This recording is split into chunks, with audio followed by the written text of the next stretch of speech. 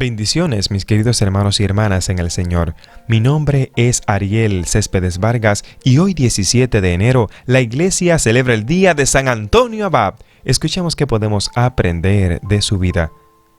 El nombre Antonio puede significar fluoresciente, de antos, flor, o invencible, de anteos, el que se enfrenta victorioso a sus enemigos. La vida de este santo la escribió San Atanasio, su gran amigo. San Antonio Abad murió el 17 de enero del año 356. Había nacido en Egipto en el año 251. Se le llama Abad, que significa padre, porque fue el padre fundador de monasterios de los monjes. De pequeño no le enseñaron a leer y a escribir, pero sí lo supieron educar cristianamente. A los 20 años quedó huérfano de padre y de madre. Y al entrar en una iglesia oyó leer aquellas palabras de Jesús: si quieres ser perfecto, vende todo lo que tienes, dáselo a los pobres y ven y sígueme. Se fue entonces y vendió las 300 fanegadas de buenas tierras que sus padres le habían dejado en herencia y repartió el dinero a los necesitados. Lo mismo hizo con sus casas y mobiliarios. Solo dejó una pequeña cantidad para vivir él y su hermana.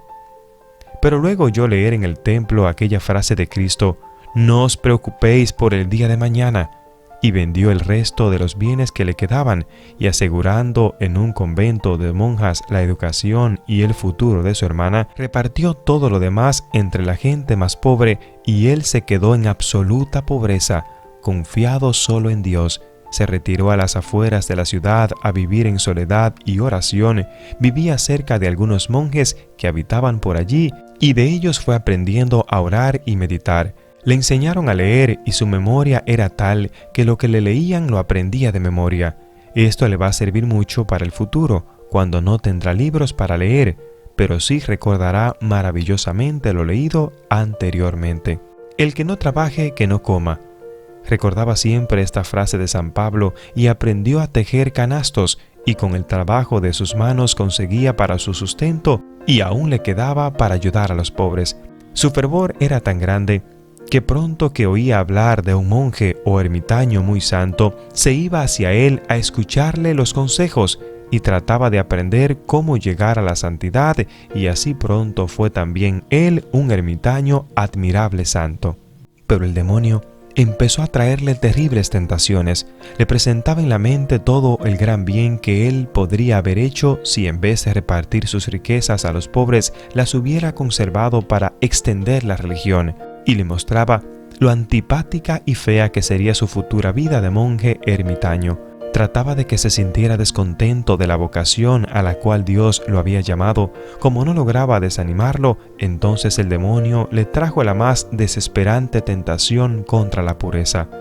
Le presentaba en imaginación toda clase de imágenes impuras, pero él, recordando aquella frase de Jesús: vigilad y orad para no caer en la tentación, ciertos malos espíritus no se alejan, sino con ayuno y oración. Se puso a vigilar sus sentidos, sus ojos, oídos, entre otros, para que ninguna mala imagen o atracción lo sedujera, y luego empezó a orar mucho y a ayunar frecuentemente. Pasaba muchas horas del día y de la noche orando.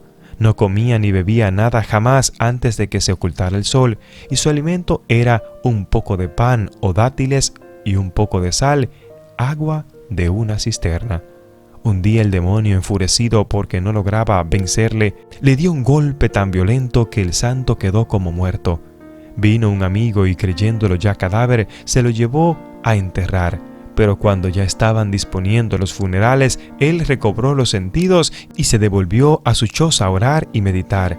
Allí le dijo a nuestro Señor: ¿a dónde te habías ido, mi buen Dios, cuando el enemigo me atacaba tan duramente? Y una voz del cielo le respondió: yo estaba presenciando tus combates y concediéndote fuerzas para resistir.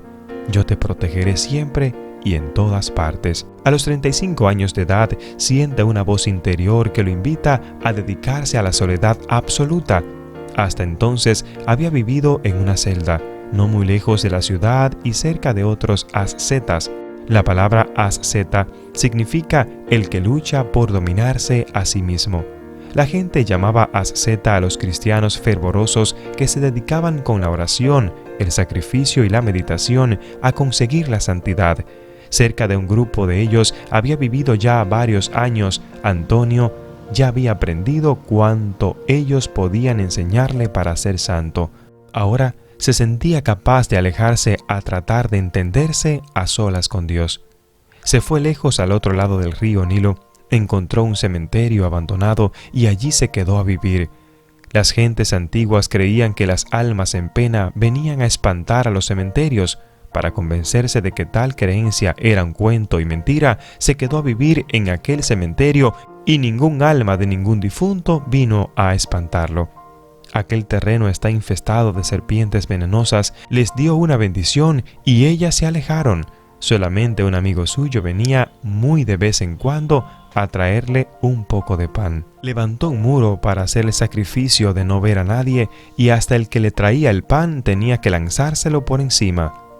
Mucha gente venía a consultarlo y les hablaba a través del muro. Pero la fama de que sus consejos hacían mucho bien se extendió hasta que al fin los peregrinos no pudieron contenerse y derribaron aquella pared. Allí estaba Antonio, que desde hacía 20 años no veía rostro humano alguno, y no comía carne, solo se alimentaba de un poco de agua y de pan. Pero en su rostro no se notaba ningún mal efecto de estos sacrificios, sino que parecía amable y lleno de alegría. A los 55 años, para satisfacer la petición de muchos hombres que le pedían les ayudara a vivir una vida de ermitaño como él, organizó una serie de chozas individuales donde se practicaba una pobreza heroica. En cada una de estas chozas vivía un ermitaño dedicado a orar, a trabajar y a hacer sacrificios. Constantemente se oían cantar por allí las alabanzas de Dios.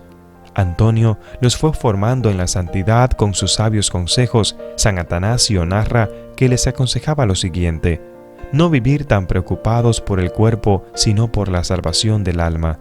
Cada mañana pensar, este puede ser el último día de mi vida, y vivir tan santamente como si en verdad lo fuera.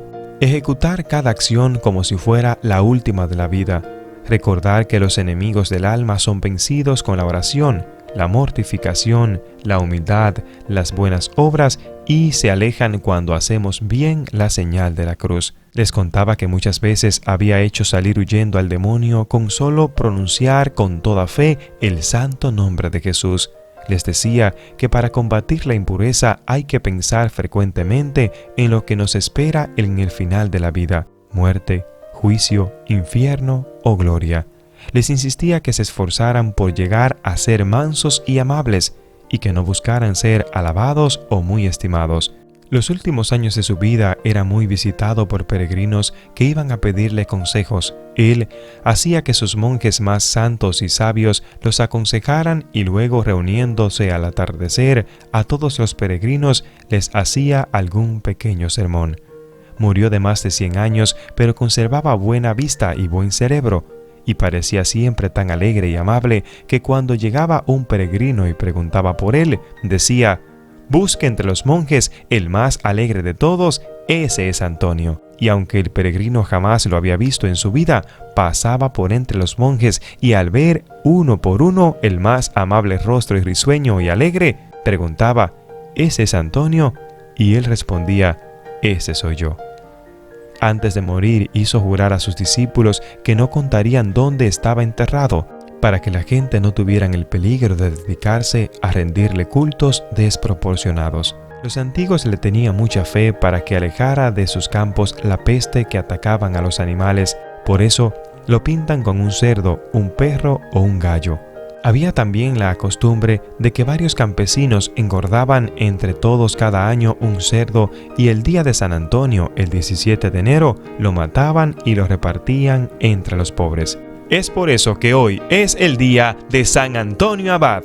Mis queridos hermanos y hermanas en el Señor, hoy es un gran día para nosotros meditar qué sacrificios estoy haciendo yo para mi salvación. Lo más importante no es que el cuerpo esté bien, lo más importante es que nuestra alma esté en santidad.